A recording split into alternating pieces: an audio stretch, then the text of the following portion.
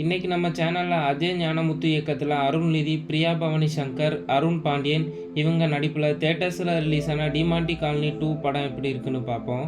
பிரியா பவானி சங்கரோட ஹஸ்பண்ட் ஒரு cancer patient. அவருக்கு கேன்சர் சரியான நிலைமையில் மர்மமான முறையில் இறந்துருவார்.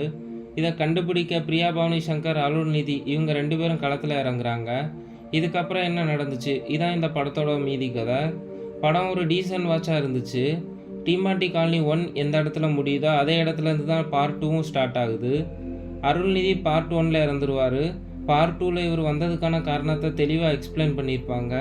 பார்ட் 1ல் வந்த செயினை வச்சு தான் பார்ட் 2வும் எடுத்திருப்பாங்க.